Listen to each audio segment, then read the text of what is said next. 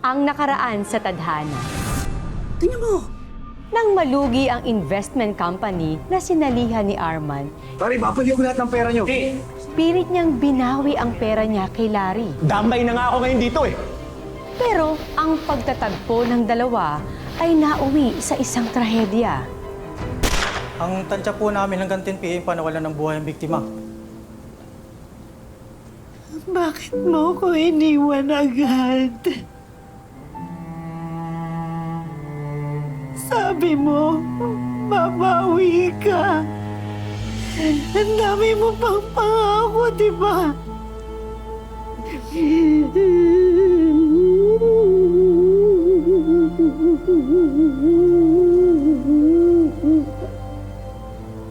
Hindi tumigil sa pag-iimbestiga si Martha hanggang matuntun niya si Larry upang panagutin sa malagim na sinapit ng kanyang asawa. Ano kaya ang mga susunod na hakbang ni Martha para makamit ang hustisya?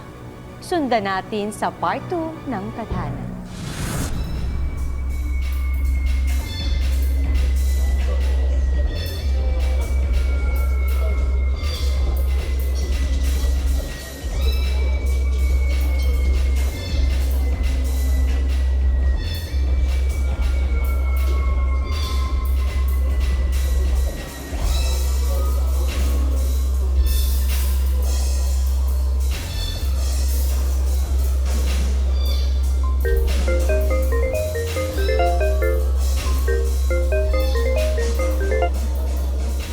Bro, Hello?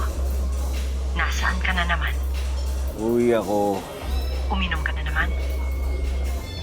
Pwede wag mo akong pakialaman?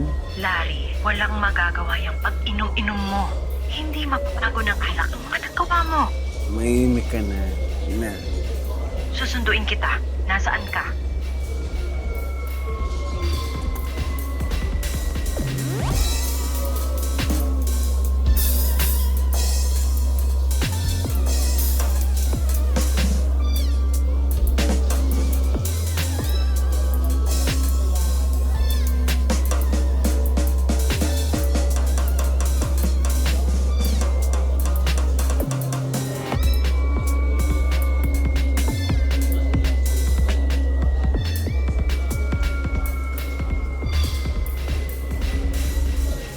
One for the road. Sino ka ba?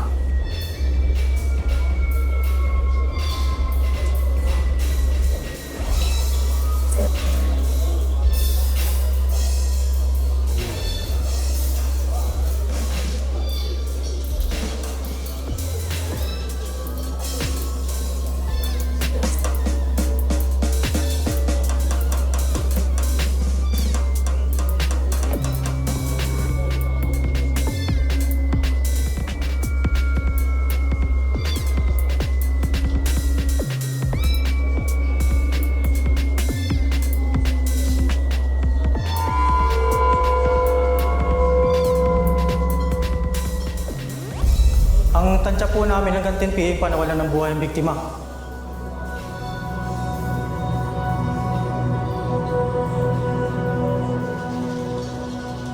Ikaw palang huling nakausap ng asawa ko. Hayop ka.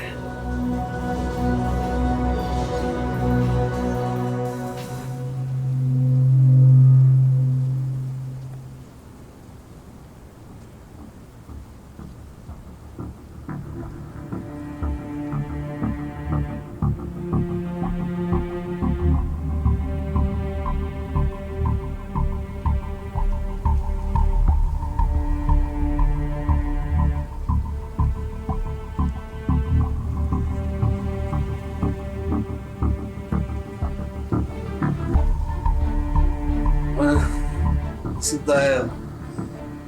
Kaya dito.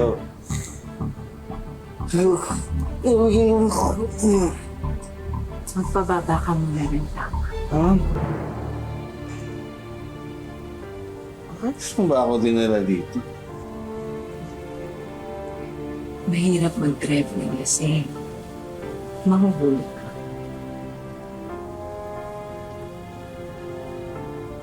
Kilala ba tayo? Gusto mo ba akong makilala?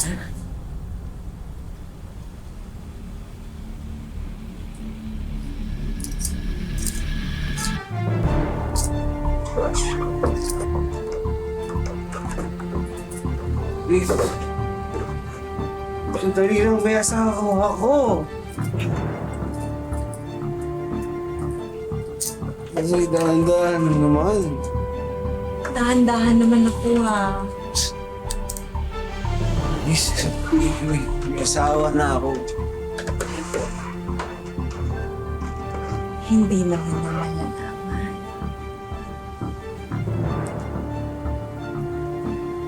Bakit ka nga pala uminom ng isa?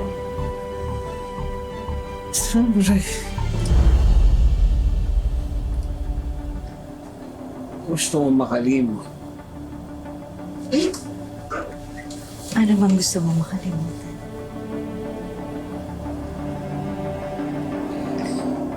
Ano ba kasi paano? Dora? Mara ba?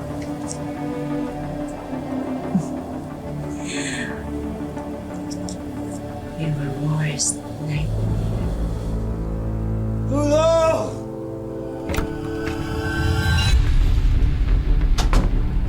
Sige, sige.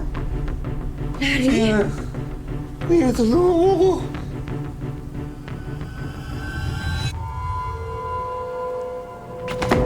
Hayop ka! Babae ka! Ano ginagawa mo sa asawa ko? Hayop!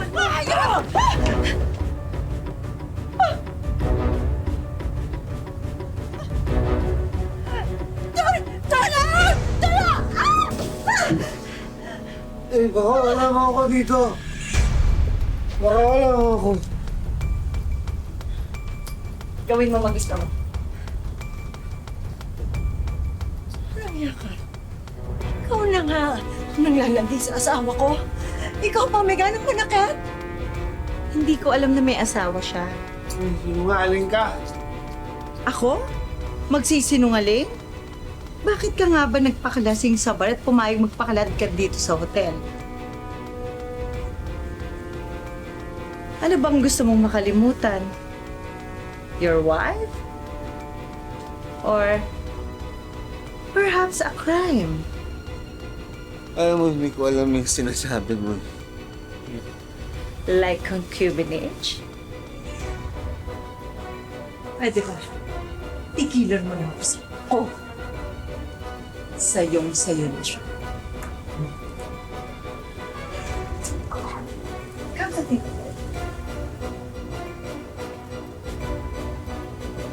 Mukha nga kayong may kapasidad pumatay ng tao.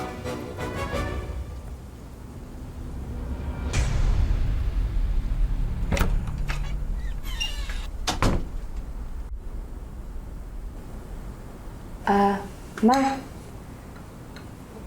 ano nangyari? Eh, bakit tinumagan na kayo? Tuloy mo lang yung pagkain mo. Kwarto na lang. Bahala ka. Gawin mo kung anong gusto mo. Okay. Sara, ayusin mo yung ugali mo, ah.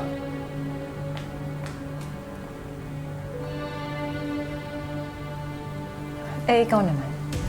Kamusta naman yung trato mo sa akin? Kagabi, naglasing ka. Tapos nagdala ka ng babae sa hotel na para kang walang asawa. Tina, sorry. Hindi ko talaga kilala yung babae. Sinong nilaloko mo? Ha? Ako?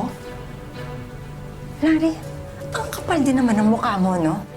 Pagkatapos ng lahat ng ginawa ko para sa pamilya na to, para sa'yo, Tina, sorry na naman. alam mo, ikaw bastos-bastusin mo ko? Kung ipahiya mo ko? Palibhasa kasi, alam mo, hindi ako magsasalita. Alam mo, Larry, magpasalamat ka sa akin. Hanggang ngayon, wala ka pa sa kulungan! Pagkatapos ano, ha? Anong gagawin mo? Ha? Bakit akala mo gusto ko ito nangyayari? Minsan ba tinanong mo kung bakit lagi ako naglalasing? Hindi. Kasi hindi mo alam yung pakiramdam na gumigising ka tuwing umaga tapos pinapatay ka ng konsensya mo. Akala mo Alam mo ba gusto ko itong sitwasyon ko? Yung sitwasyon natin! Dad, ano ba? Tawag mo nga si Mami. Ay, ka lang.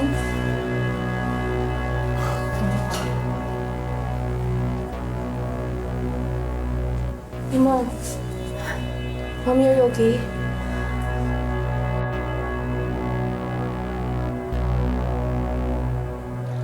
Alam mo na ang gagawin mo, ha? Ikaw na ang bahala. Ito po ba siya, ma? Sige. Susunod ko. Sige. Okay.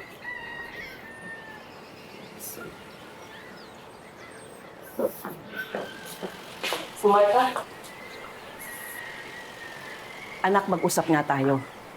Ano ho yun? Eh, napapansin ko kasi palagi kang wala sa bahay. At saka sino ba yung lalaking kausap mo kanina? Investigador ho. Investigador? Para saan? Hinahanap ko ho yung pumatay kay Arman. Hanggang ngayon ba naman yan, anak?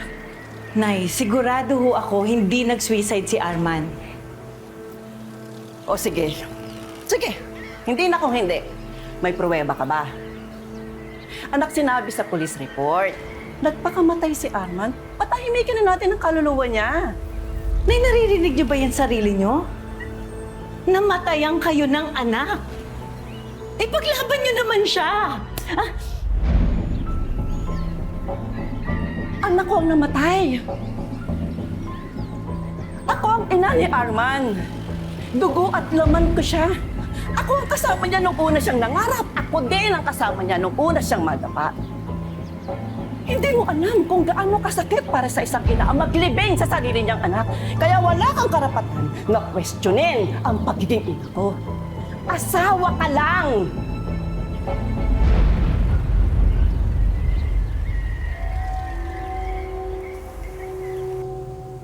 Uy, naka-attend ka ng concert ng SBT? Oo, ang gwapo ni Jumpio. Ninitian niya kami. Tapos nilagis yung t-shirt niya, pinawakwanda ng abs. Ay, nakakaingit. Naubusan kasi ako ng ticket eh. Hoy, Sarah, nakapanood ka ba? Minessage kita. Bakit ako hindi nakapunta? Oo nga pala. Naglipat kasi kami ng bigla. Sarah, may problema ka ba? Oo nga, Sarah. Mga kaibigan mo kami. Pwede ka magsabi sa amin. Simula kasi nang biglaan naming lipat. Palagi na nag-aaway si Mama at Dad. Tapos nahuli ko pa sila kahapon. Si Dad sinasaktan si Mom. Gusto mo mag-overnight ka muna dito sa amin para mawala sa isip mo yung mga problema. Alam niyo, thank you, but I have to stay with my family. Oh my God, nandiyan na siya. Hindi ba kinikwento mong gwapo? Oo, kaso hindi ko bet. Alam mo, Sarah, mas bagay kayo neto. Kamukha nung member ng SBT eh. Talaga? Oo nga, no? Wait, sunduin ka lang. Hindi ko yun. Mukhang magka-type yun. Guys! This is Jacob. Jacob, Jess, and Sarah. Hi. Sarah.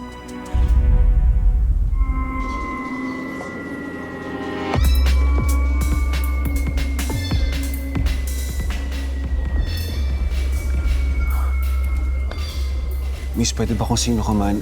Ayoko ng gulo. ayoko rin naman ng gulo. Gusto ko lang uminom.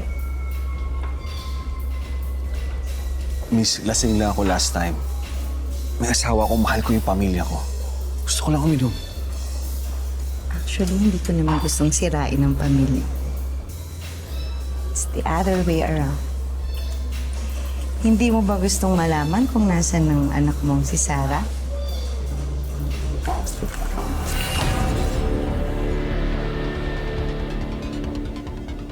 Wala ka sa posisyon para magmatapang. Kung ako sa'yo, sasama ka sa akin para iligtas ang anak mo. Cheers!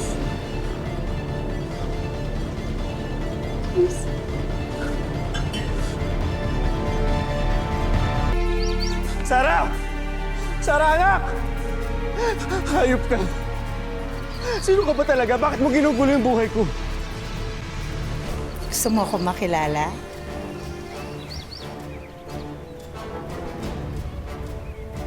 Si Arman de la Rosa, kilala mo. Oh, ang bilis mo naman magka-amnesia. Hindi mo natatandaan na pinatay mo siya?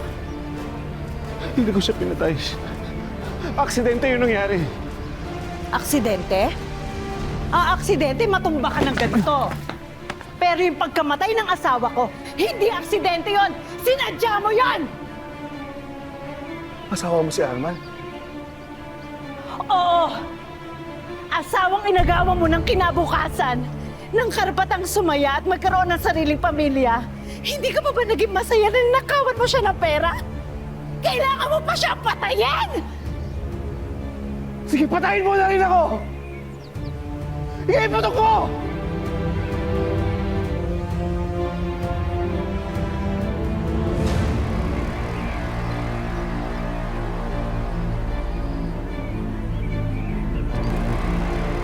Sino kaya yun?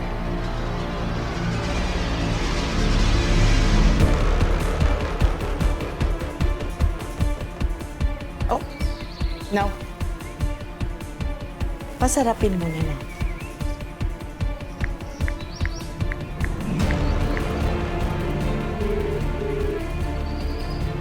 Hello, Jacob. Susunod po. Sige. Tuluyan mo na yung babaeng yan. Huwag! Parang awa mo na. Huwag mo itama yung anak ko dito. Huwag mo itama si Sarah. Parang awa mo na. Bakit mo pinatay ang asawa ko?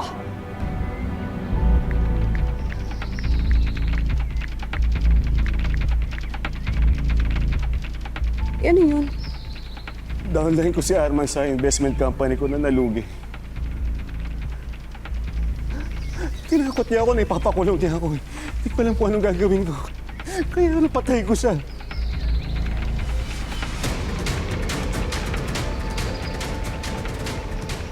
Dad, Anak, napatay ka? I can't believe it. Sarah, anak. I hate you.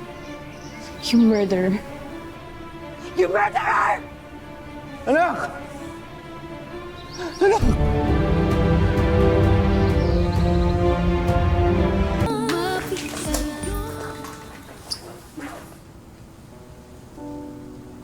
Teka, saglit lang.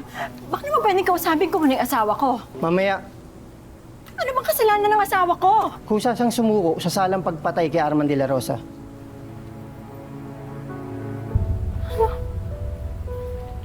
Ano na to? Hindi na, tama na. Tapos na. So ano? Ano na lang? Papayag ka makulong pagkatapos ng lahat? Hindi na kaya ng konsensya ko. Bakit naman? Alam mo, wala kang kasalanan. Isipin mo ang anak mo. Isipin mo ang pamilya mo. Isipin mo yung kahihiyan natin. Wala ng dahilan para magtago pa ako. Alam na ng anak natin lahat ng nangyari. Mas ikakahiya niya ako kung di ko aminin lahat ng kasalanan ko. Pabayaan mo na ako, papanagutan ko lahat ng pagkakamali ko. Natin naman.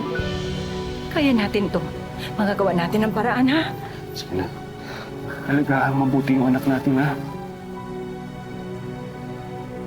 Nari! Nari naman! Sige na, umalis ka na. Nari! Umalis ka na.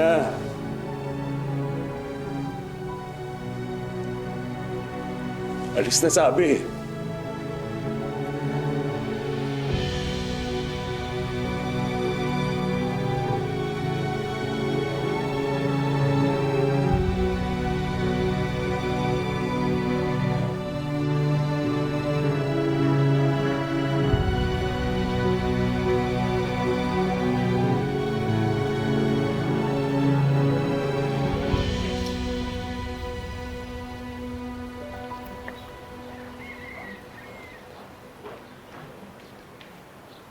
Ay, naku anak, ako na yan.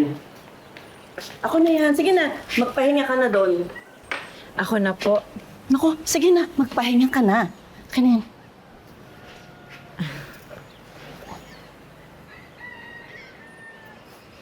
Nay, patawarin niyo po ako sa mga nasabi ko sa inyo na isang araw, ha? Kalimutan mo na yon. Ako pa nga dapat magpasalamat sa'yo eh. Dahil hanggang sa huli, hindi mo binitiwan ang paghahanap ng hustisya para kay Arman. At nagpapasalamat ako, ikaw ang piniling maging asawa ng anak ko.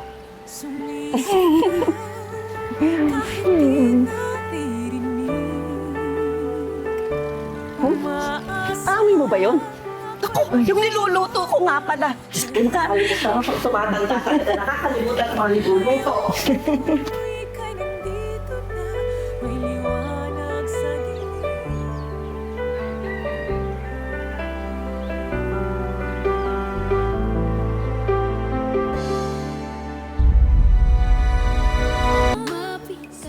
Ano bang kailangan mo? Martha, nakikiusap ako. Maawa ka naman sa asawa ko. Alang-alang na lang sa amin mag-ina. Ayaw ko masino yung pamilya namin.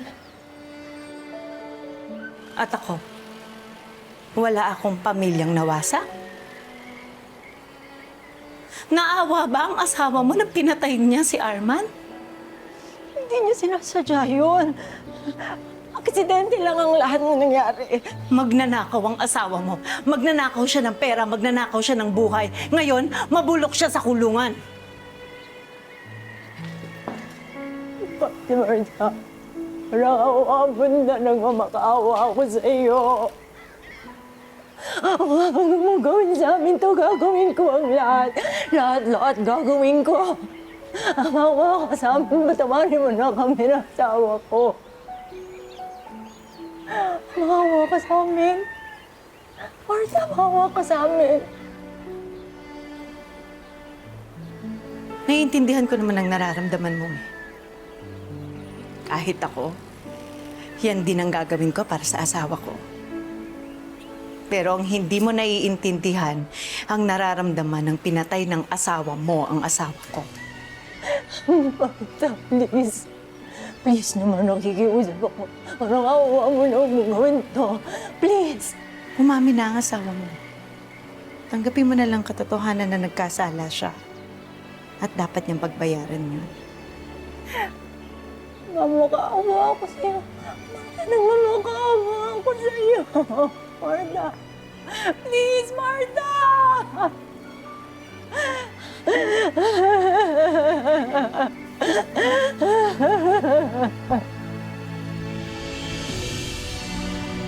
San Roque, may dalaw ka.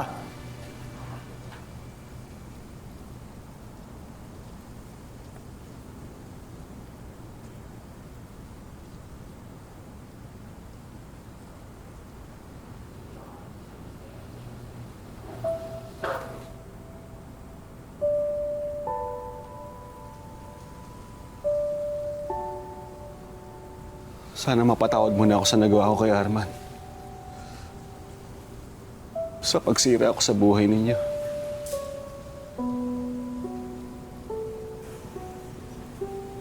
Aaminin ko. Naaawa ako sa iyo.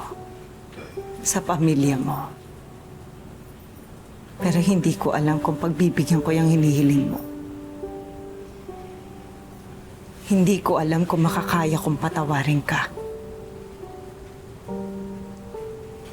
Nung pinatay mo ang asawa ko, para mo na rin akong pinatay. Siya ang lakas ko. Siya ang buhay ko.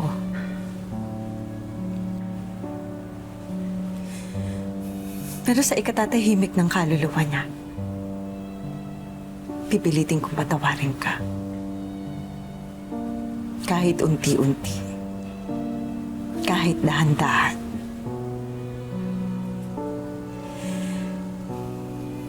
Pero kailangan mong pagbayaran ng kasalanan mo.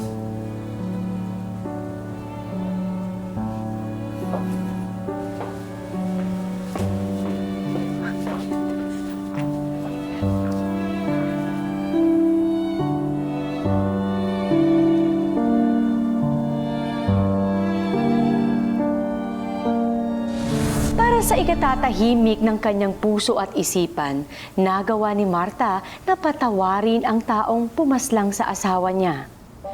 Pero sa mata ng batas, batid ni Larry na kailangan pa rin niyang pagbayaran ang nagawang krimen, kaya umamin siya sa korte at tinanggap ang parusang ipinataw sa kanya ng husgado.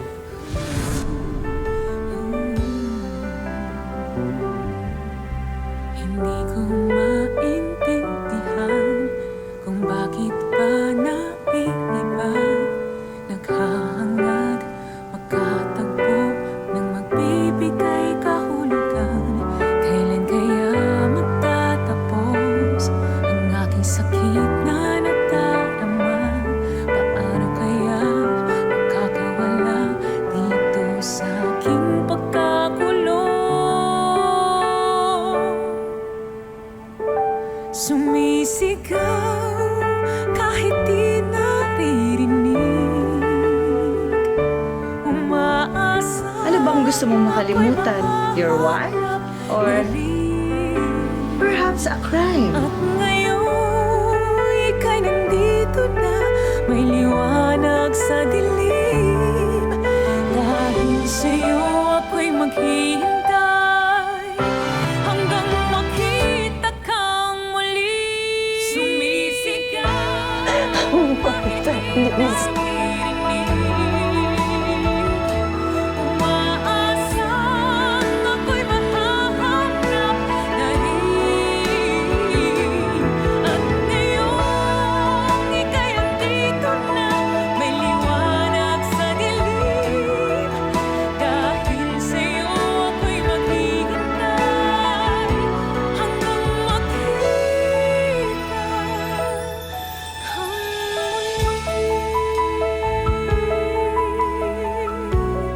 kang Pipilitin kong patawarin ka. Pero kailangan mong pagbayaran ng kasalanan mo.